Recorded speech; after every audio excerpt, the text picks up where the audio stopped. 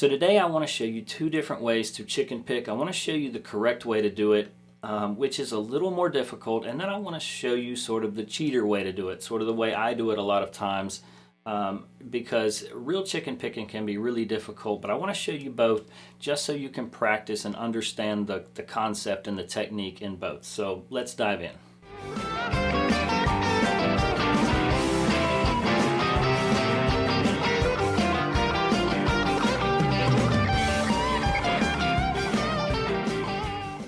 I want to start by saying thank y'all to everyone who supports the channel, especially the Patreon members. I couldn't do this without y'all. And if you want to help support the channel, hit like, subscribe, all that stuff, or stream some of my music. The links are in the description. With that being said, let's dive in.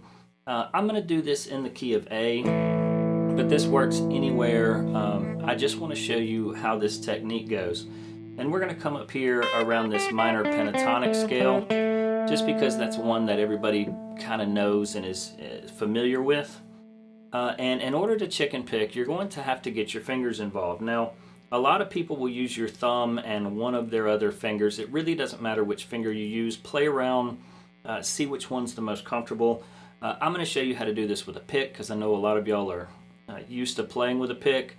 And this is how I normally do it, is with a pick and one of my fingers. But we're going to just take one of the notes to start with, just so I can show you how this actually works. Let's just take this 7th fret on the D string. This is our A note. And what we're going to do is hit this string with our pick, but we're going to deaden it with this finger, or whatever finger you choose to use. So we're going to have to keep both our pick and our finger, or if you're using a thumb, your thumb and your finger on the same string. So this can be a little bit difficult, especially if you've got fat fingers like I do. I don't have nice skinny fingers that can fit two on one string very easily, but I'm going to hit this with my pick, and with my finger I'm just kind of deadening that string, kind of giving a ghost note.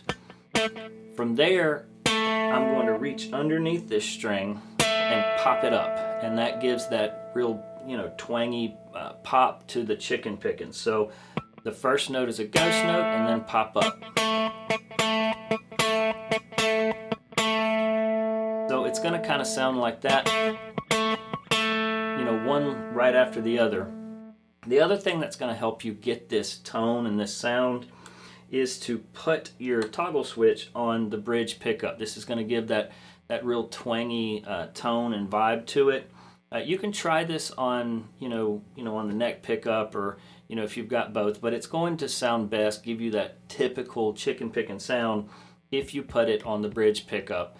And I throw this technique in to a lot of playing: blues, rock, coarse country. So don't think this is dedicated to one genre. You can throw this anywhere. And one way to practice this, besides just being on one note, because I know that's boring, is take this minor pentatonic scale and do it with each one of these notes.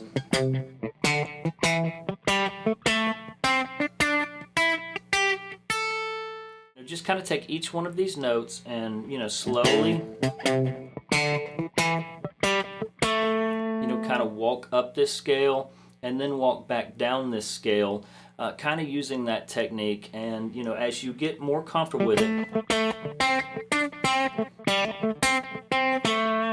you'll be able to kind of get that twang and that rhythm, that feel of kind of hitting both strings at the same time. Now, I realize that this can be rather difficult to get both of your fingers in there.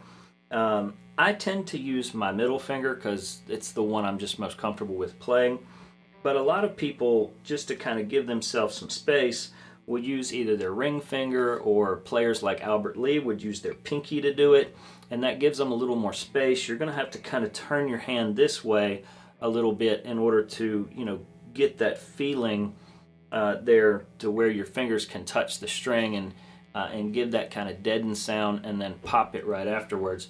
But you can use any of these fingers. So just like I said, experiment around, play around with it, see what's most comfortable to you. There is a slightly easier way to do this, kind of my cheating version, and I see this in a lot of other chicken picking players as well.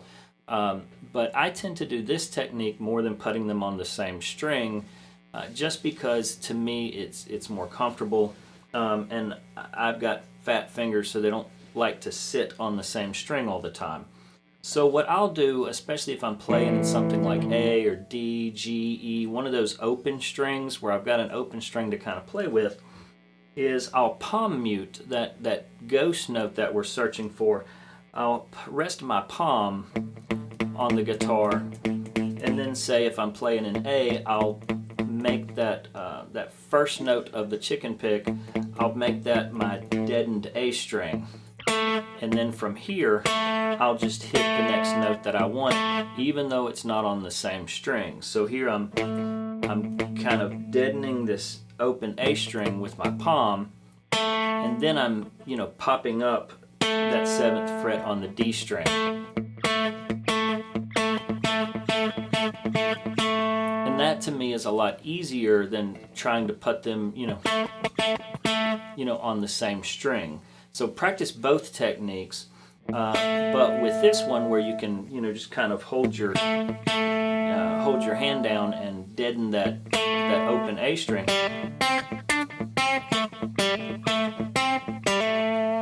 You can still make a lot of really cool sounds.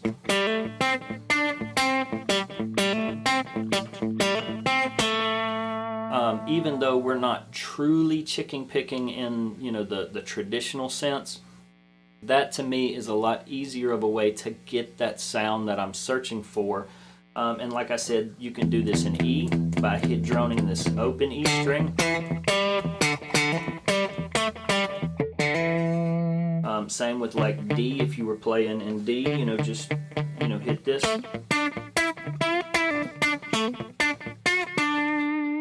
So you can play around in different spots, palm muting these open strings. And since we're not actually hitting, a note per se, you can even hit, like this D, and, or the A string or the E string. You can hit any of these open strings. Just make sure you deaden them enough to where we're not actually ringing out a note. Otherwise, it will sound off depending on what key you're in. Really do hope this helps. And as always, if you need something, reach out to me. I'll be glad to help you.